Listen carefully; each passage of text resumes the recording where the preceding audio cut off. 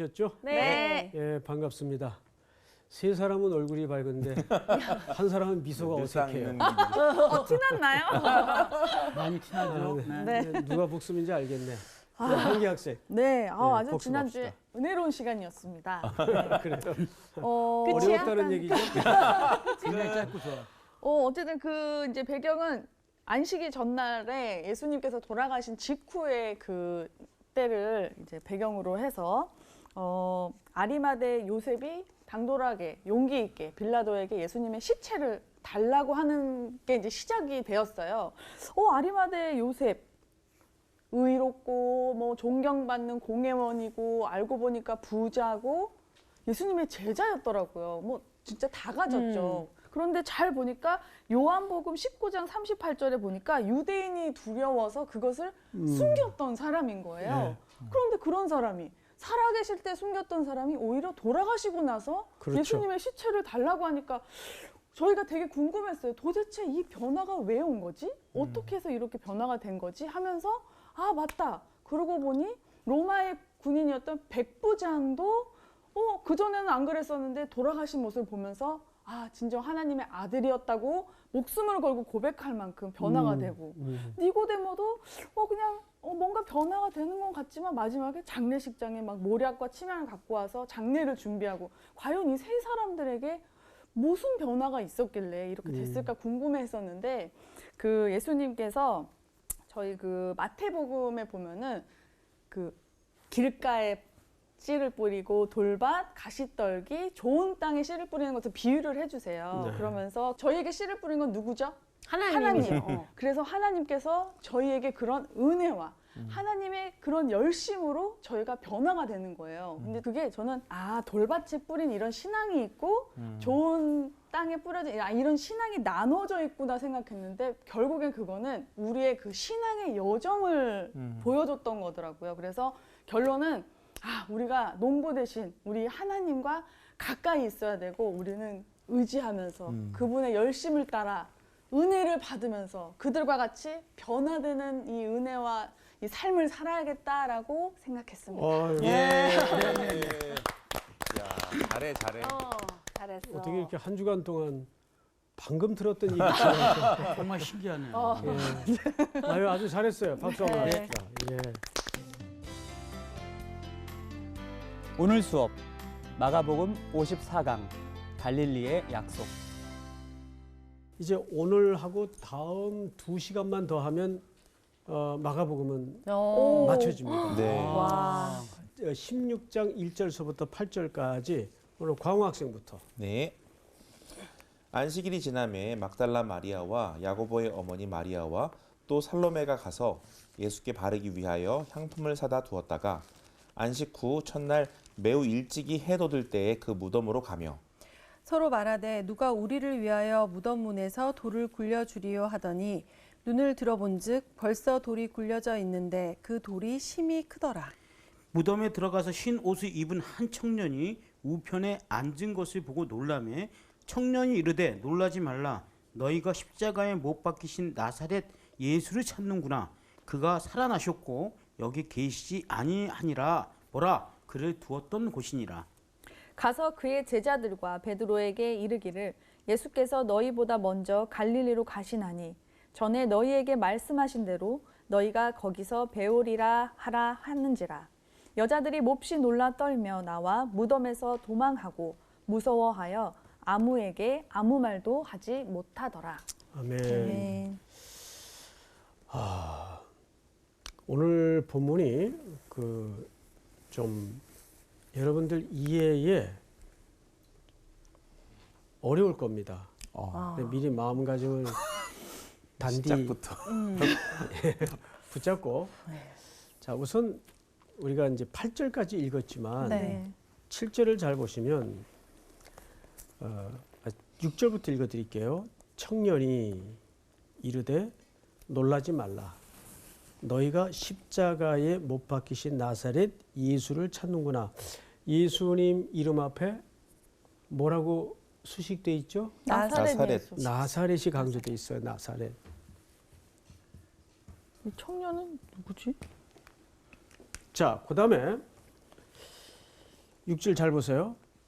나사렛 예수를 찾는구나. 그가 살아나셨고 여기 계시지 아니하니라. 보라 그를 두었던 곳이니라. 7절 가서 그의 제자들과 베드로에게 이르기를 예수께서 너희보다 먼저 갈릴리로 가시나니 전에 너희에게 말씀하신 대로 너희가 거기서 배우리라 하라 하는지라. 언제 말씀하셨죠? 이 말은 예수님이 앞서 언젠가 하셨던 말씀을 네. 기억시키고 있는 거죠. 네, 지금. 네. 네. 누구에게 이 얘기를 다시 상기시키라는 거죠? 네. 베드로와 제자들. 제자들에게. 그렇죠? 네. 네. 베드로와 제자들에게 갈릴리 약속. 이걸 보통 갈릴리의 약속이라고 합니다. 네. 약속을 상기시키는 거예요, 지금. 자, 누구에 대한? 나사렛 예수. 예수와의 약속을. 그러면 이 약속을 언제 했나 봤더니 우리 마가복음 14장을 한번 넘겨볼까요? 마가복음 14장 앞에 보시면 28절을 보세요. 28절. 우리 수희학생이 한번 읽어보시겠어요? 그러나 내가 살아난 후에 너희보다 먼저 갈릴리로 가리라. 와, 자, 이렇게 되죠. 예수님이 약속하셨죠? 네. 근데 거기 강조하는 게 뭐냐면 너희보다 너희보다 먼저. 먼저. 근데 오늘 본문 다시 보세요. 오늘 본문 7절을 보니까 가서 그의 제자들과 베드로에게 이르기를 예수께서 너희보다 먼저. 먼저. 자, 그래서 오늘 아주 중요한 단어가 사실은 먼저. 가서도 먼저. 아니고 먼저라는 단어입니다. 먼저. 너희보다 먼저. 너희는 누구죠? 제자들을 제자들. 얘기하는 거예요. 네. 베드로와 제자들. 자, 그다음에 마태복음 28장으로 좀 넘겨 가십시다. 우리 광학생 네. 찾아서 읽어보세요. 1절부터요. 10절. 10절. 이에 예수께서 이르시되 무서워하지 말라. 가서 내 형제들에게 갈릴리로 가라 하라. 거기서 나를 보리라 하시니라. 예, 자 광학생 여기서는 먼저라는 말이 있어요, 없어요? 없습니다. 없지만 시제를 잘 보세요. 거기서 나를 보리라. 그렇죠. 네. 거기서 나를 나를 보리라 보리라. 그러면 이미 먼저 먼저 가 있는 거. 가 있겠다는 네. 얘기예요. 네. 그러니까 이상하게도 예수님은 여러 복음서를 거쳐서 기자들이 유난히 강조한 게 뭐냐면 시제예요. 너희보다 먼저.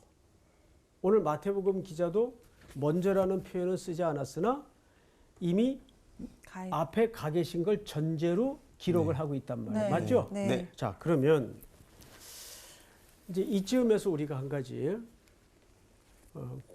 궁금하거나 의문이 드는 사항이 뭐냐면 첫째, 과연 예수 그리스도께서 제자들보다 갈릴리로 왜 먼저 가셨을까? 먼저 가셨는가? 아 진짜로? 아니란 말이에요. 제자들이 갈릴리에 먼저 가 있었어요. 그렇죠. 그렇죠? 네. 네. 나중에 예수님이 제자들이 있는 곳을 찾아가셨죠. 네. 오히려. 그러면 여기서 우리는 사복음서를 다 비교해봐도 유난히 먼저 가 있겠다. 이걸 강조하셔놓고 정작 예수님이 먼저 가지 않고 제자들이 먼저 가 있었어요. 예? 시제상. 네. 네. 그러면 자 깜빡 하셨나? 그럴 일은 없고 뭐 사정이 생겼나 갑자기? 예수님이 약속하신 건데 그럴 리 또한 만무하고 제자들이 먼저 가 있고 예수님이 뒤에 갔단 말이에요. 자, 그러면 이런 결론에 도달할 수밖에 없어요. 여기서 예수님이 먼저라는 말을 쓴 것은 시간의 또는 공간의 문제가 아니라는 아니다. 결론에 이릅니다. 그렇죠? 네. 네. 이것이 시공간의 문제가 아니라면 먼저가 시공간의 문제가 아니라면, 이 갈릴리라는 또 지역의 문제가 아니라면, 갈릴리가 뭔가를 우리가 성경 속에서 좀 종합적으로 이해를 새로이 가질 필요가 있을까요, 없을까요? 있습니다. 있단 말이에요. 그래서 그 부분을 좀 찾아보겠는데, 우선 오늘 본문에서 아까 예수님 앞에 무슨 표현이 써 있었죠? 나사렛. 나사렛. 나사렛이 어디 있어요? 갈릴리에 있어요. 네, 그렇죠.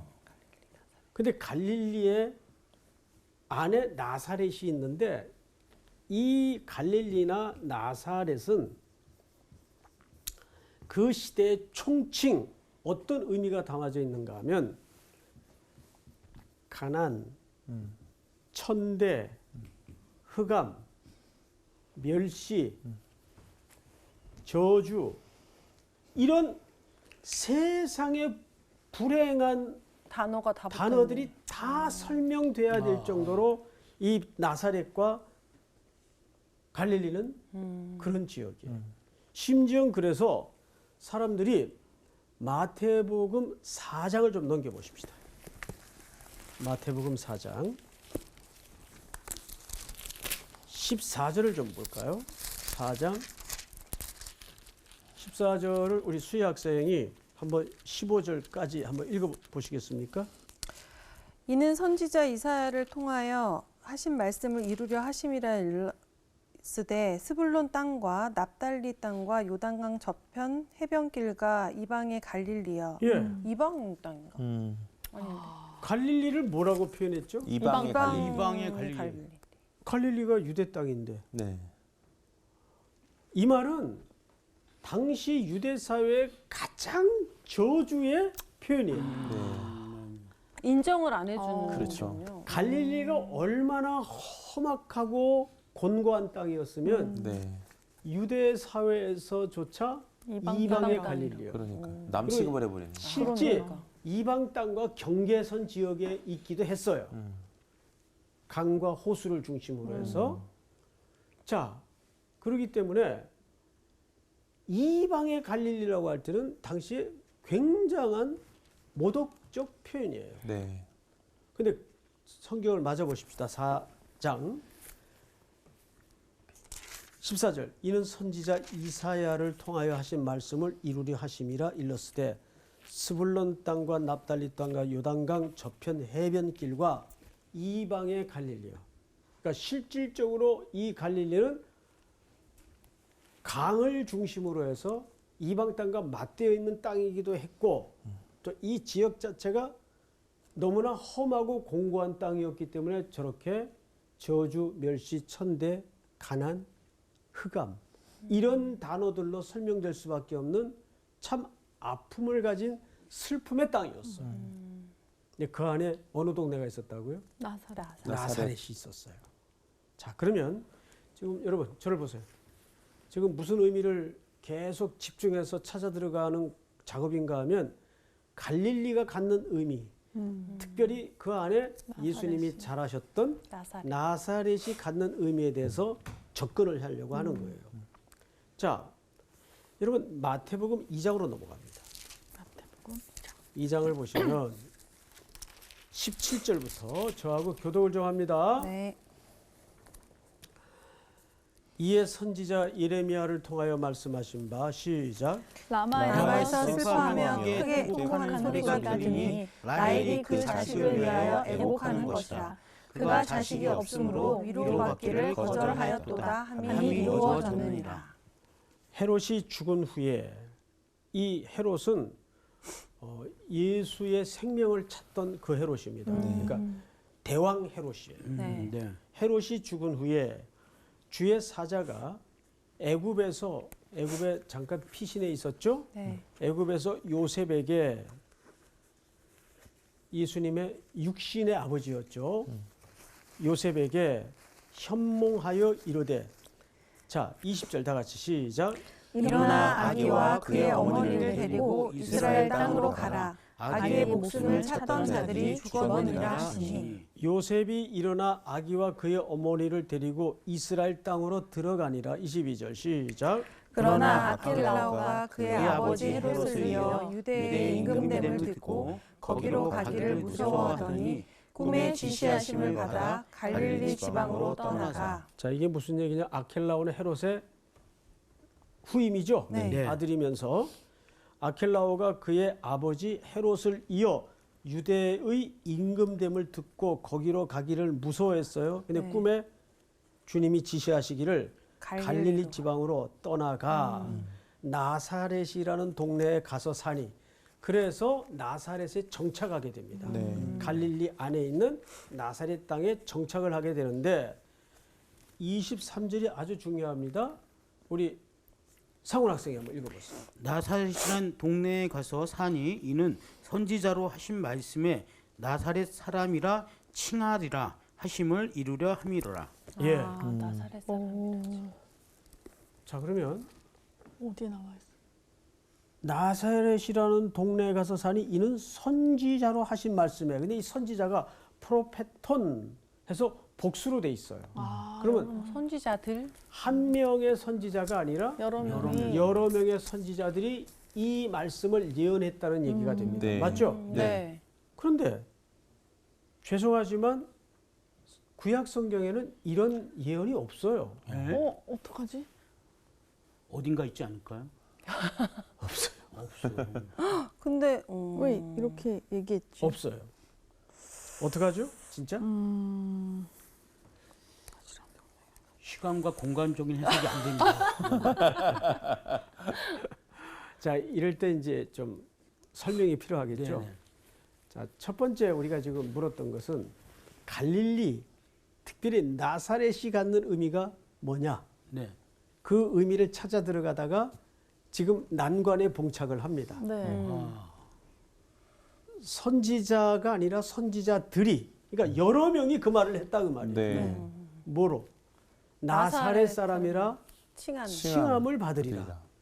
근데 실질적으로 구약에는 그런 표현이 없어요. 없어요. 근데 왜 이렇게 얘기했을까? 그 왜 이렇게 얘기했을까? 그래서 방금 우리 상훈 학생이 네. 알고 대답했는지 모르고 대답했는지 알고 대답했습니다. 뭐라고 그랬지? 시간과 한번 다시 얘기해 보세요. 네? 다시. 아닙니다. 기억이 안 나. 목사님께 뭔지 설명해 몰라, 주시는 게 지금. 제일 편합니다. 그러니까 어쩌다 말한 건 잊어버려요. 그걸 잘 알기 때문에. 여기가 어디죠?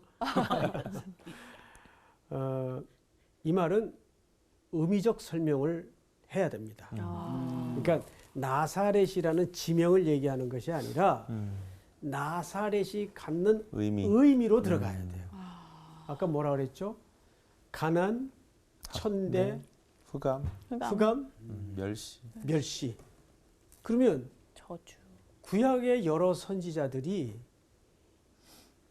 오실 메시아에 대해서 실질적으로 어떤 예언을 했었나요? 저렇게 예언을 했단 말이에요. 네. 이해가 돼요, 여러분? 네. 네. 자, 여러분 몇 절을 한번 같이 찾아야 되냐면 이사야 53장을 다 여세요. 사실 이사야 53장을 우리 지난 시간 좀 공부를 하려고 했는데 공부 분량이 너무 많아가지고 건너뛰었습니다. 53장 우리 향기 학생이 1절서부터 천천히 읽어보세요. 우리가 전한 것을 누가 믿었느냐? 여호와의 팔이 누구에게 나타났느냐? 그는 주 앞에서 자라나기를 연한 순 같고 마른 땅에서 나온 뿌리 같아서 고운 모양도 없고 풍채도 없은즉 우리가 보기에 흠모할 만한 아름다운 것이 없도다. 그는 멸시를 받아 사람들에게 버림받았으며 간고를 많이 겪었으며 질고를 아는 자라.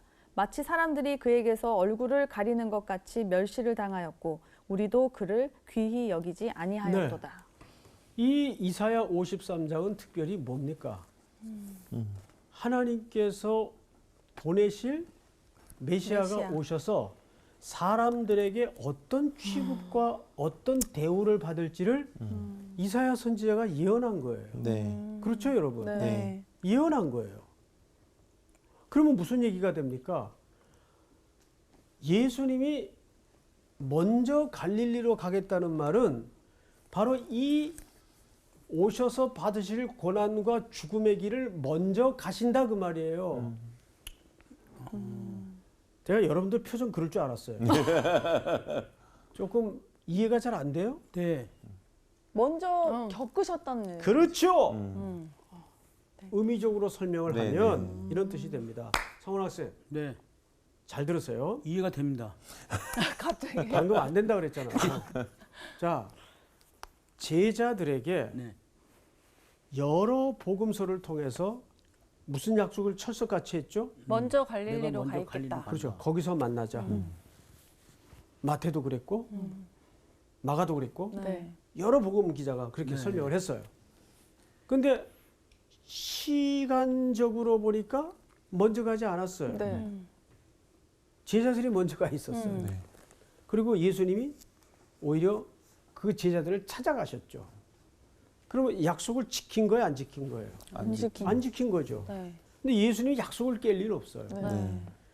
그렇다면 이 갈릴리라는 지명이 네. 지명으로서의 의미보다는 어떤 메시지로서의 의미가 있다는 말이 되는 거죠. 그렇죠. 그래서 우리는 지금 그 갈릴리가 뭐냐?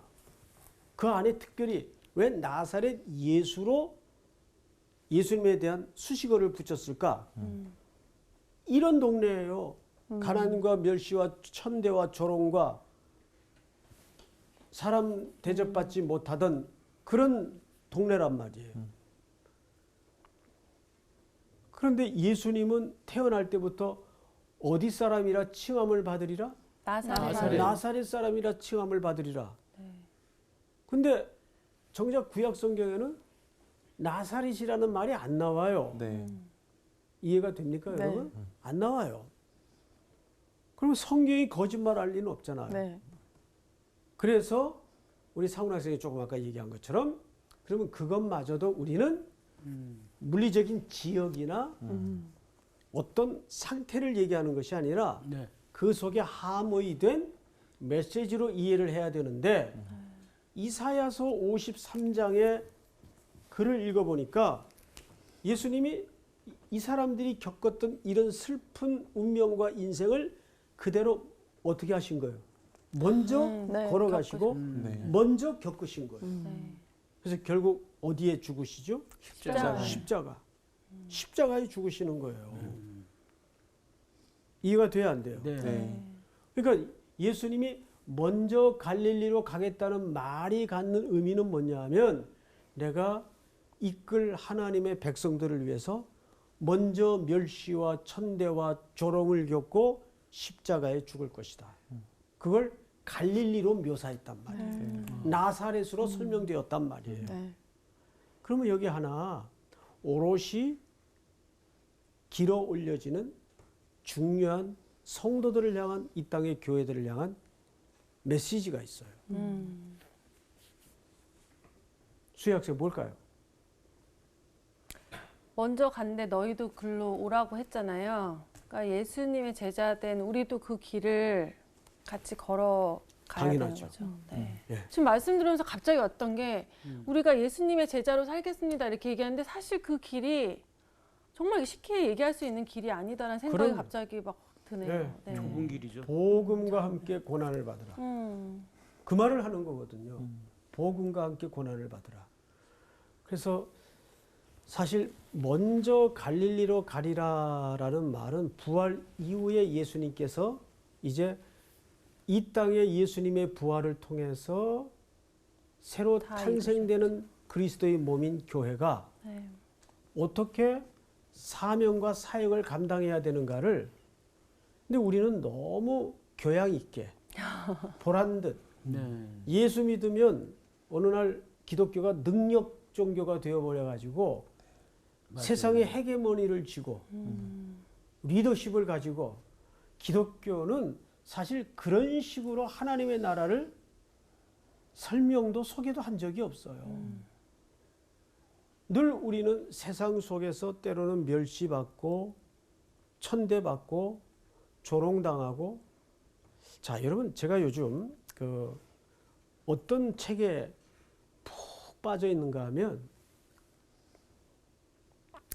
시편에 빠져 있어요. 시편. 네, 시편이 참 어려워요, 여러분. 왜냐하면 인간의 수많은 고난과 눈물의 시간과 세월들을 녹여내서 그 정제된 단어를 엮어낸 시어들이기 때문에 그걸 풀어낸다는 것이 보통 어려운 게 아니에요. 네. 월터 브루그만이라는 분이 쓴 책이 있는데 마침내 시인이 온다라는 책이 있어요. 마침내 시인이 온다. 제목이 멋있죠? 네. 네. 그분이 그런 얘기를 합니다. 한 사람이 인생을 산다는 것은 망망대해 바다를 건너는 일이다.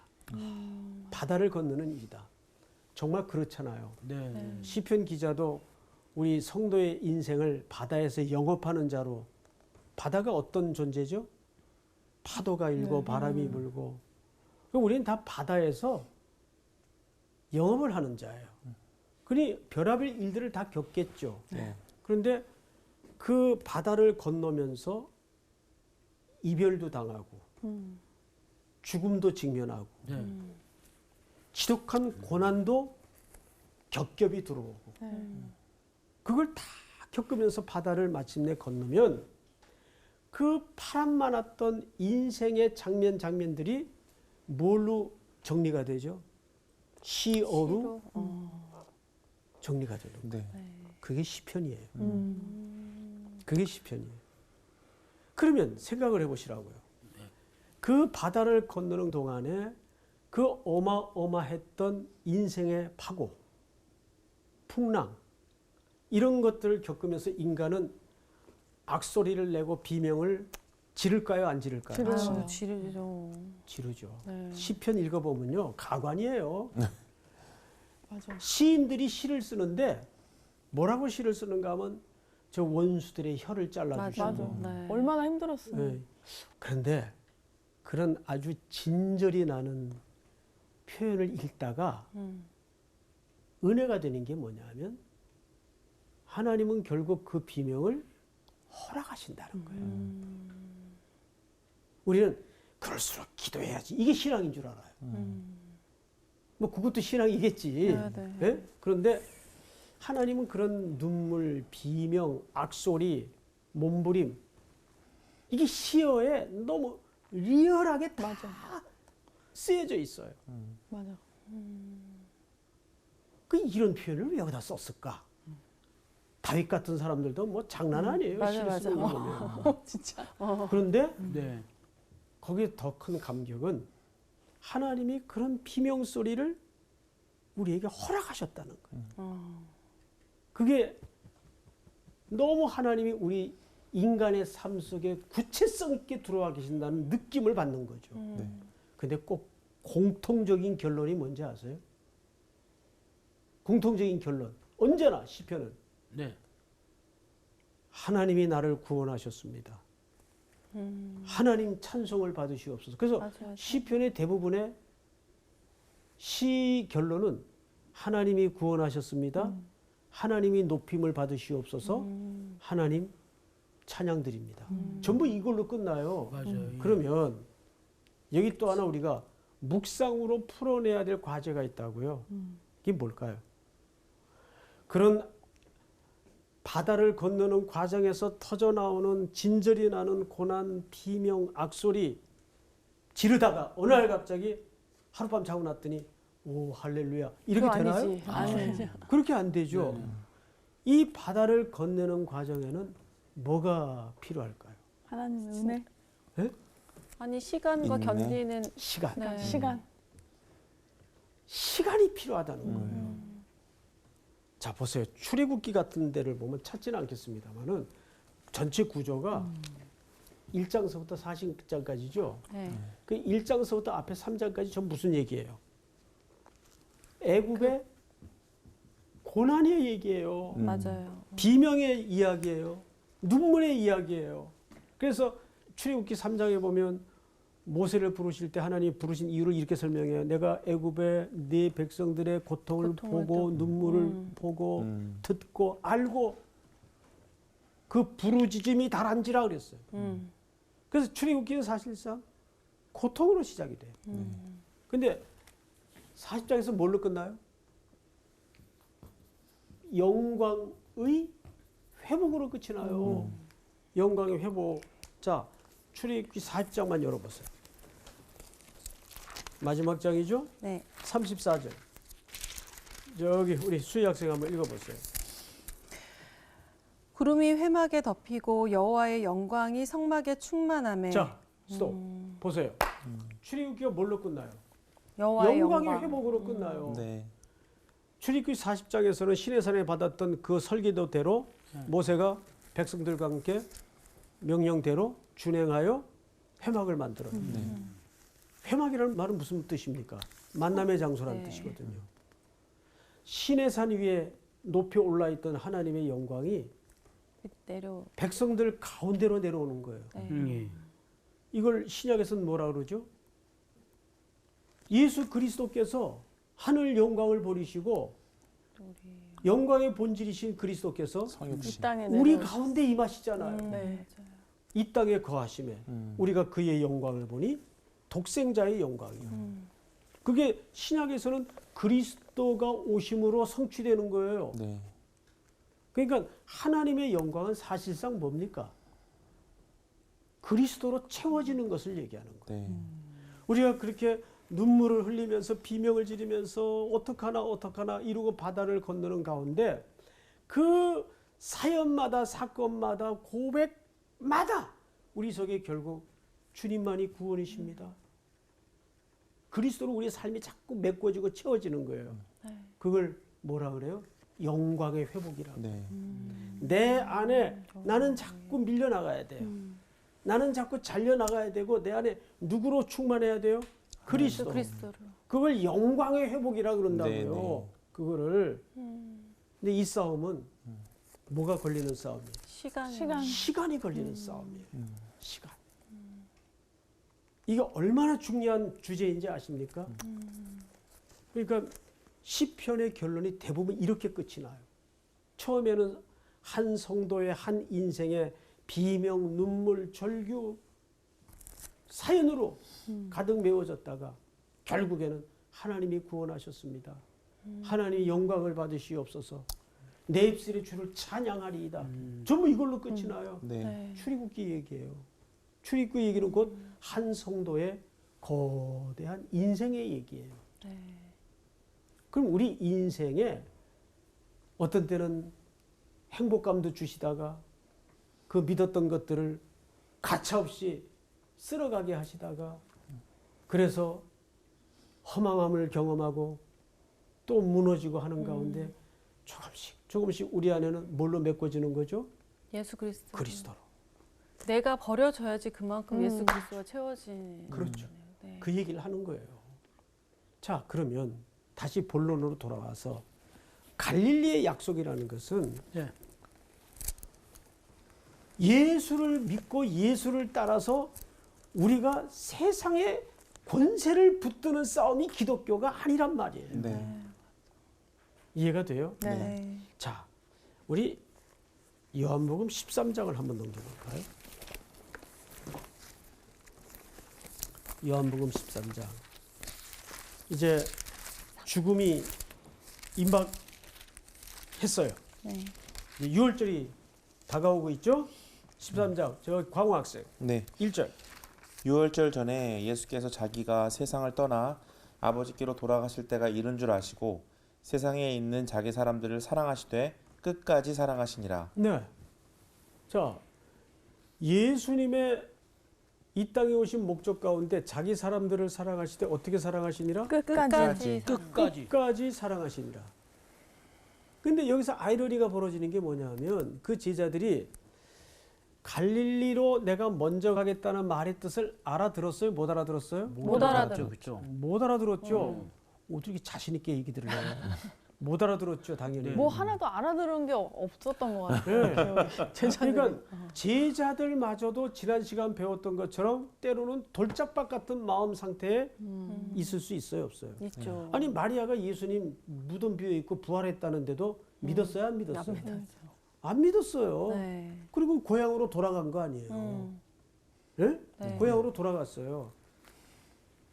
갈릴리 바닷가로. 네.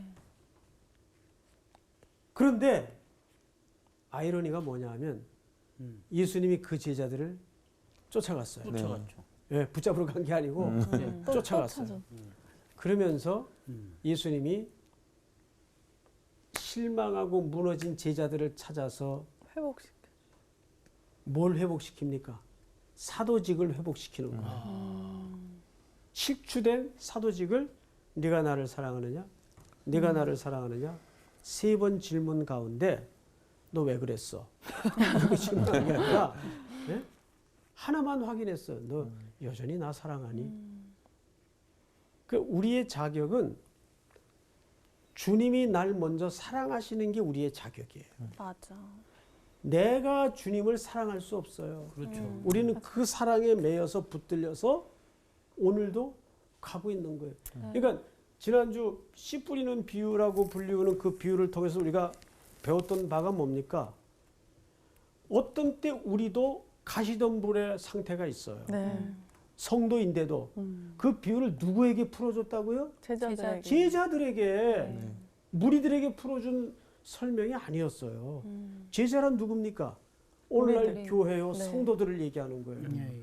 그들 가운데 신앙이라는 것은 그렇게 어떤 때는 세상의 염려로 베드로처럼 달아나기도 하고 근데 여기서 눈물이 나고 감격이 있는 것은 끝까지 사랑하시니라. 그것을 자기가 유월절 제물이 되기 직전에 선언하신 내용이면서 동시에 실제 십자가 제단으로 자신은 먼저 갈릴리처럼 가셨다고. 네. 나사렛처럼 대우받으시고. 이제 이 의미를 이해하시겠습니까? 네. 그렇다면 이제 한국교회가 뭐 거창하게 한국교회라고 해서 죄송하지만은 우리 성서학당을 통해서 성경의 바른 의미를 사모하는 모든 교회나 성도들이 주님이 먼저 걸어가신 갈릴리 의미를 어떻게 이해해야 될까? 이제는 교회가 뭐 화려하게 예수 믿고 나서 왜 나는 이렇게 살아야 돼? 예수 믿으면 보람이 없잖아. 이런 사고방식을 물론 하루아침에 되는 싸움은 아니겠지만 조금씩 내려놓고 우리 안에 십자가를 먼저 지시기 위해서 의미적 갈릴리로 걸어가신 예수님의 뒤를 붙잡는 성도, 교회가 되었으면 얼마나 좋을까 하는 소원을 담아서 오늘 공부는 여기까지. 감사합니다. 수고하셨습니다. 얼마나 좋을까. 얼마나 부끄러워. 좋을까. 그렇게 생각하시고 계실 거예요, 그죠? 그렇죠. 근데 우리가 날마다 힘든 것 같아. 이렇게 복음에 대해서 제대로 들으면 들을수록 참 그렇게 살아야 되는데 우리는 세상 속에서도 뭔가 자꾸 유익을 얻기 원하고 맞아요. 그러다 보니까 우리가 신앙생활하는 목적이 세상에서 잘 되기 원해서 하는 생각들을 갖게 될 때 맞아. 오늘 같은 말씀이 다시 한번 이렇게 가슴을 푹 누르는 것 같아서 오늘도 이렇게 먹먹하네요. 맞아요. 그러니까 매일매일 우리는 그 싸움을 계속 해야 되잖아요. 그러니까 이게 뭐 일주일에 한 번씩 말씀을- 하면 안 돼요. 말씀을 알면 알수록 어. 이게 더 깊이가 달라지는 만큼 맞아. 우리한테 도전이 되는 것들이 맞아요. 더 많아지잖아요. 그 그런 거 같아요. 진짜 먼지보다 못하다라는 그 표현이 진짜 먼지 같은 느낌이 들어요. 사실은 조금 오래 믿었으니까 뭐 모태신앙이니까 그렇지. 그래도 다른 사람들보다 많이 알고 많은 사람들보다 신앙이 깊겠지 생각하지만 아까 얘기한 대로 알면 알수록 맞아. 아유 난 아무것도 아니네 맞아. 라는 생각이 알면 알수록 더 내려가. 맞아. 맞아, 맞아. 네, 맞아요. 아까 얘기한 것처럼 우리가 알면 알수록 이렇게 과정을 통해서 내가 조금 깎이고 맞아요. 거기에 예수님이 들어와서 자리 차지를 하시고 이게 점점 내가 버려지고 이렇게 들어오는 이 과정을 계속 죽을 때까지 계속 겪을 수밖에 없는 것 같아요. 네. 그러니까 저희뿐만 아니라 우리 또 성수학당 또 시청자. 시청자 그러니까요. 여러분도 우리 같이 매일매일 그러니까요. 싸워봐요. 이번 한 주도 갈릴리를 향해서 주님 네. 따라서 네, 나아갑시다. 아이고 다음 주 복습이네. 파이팅!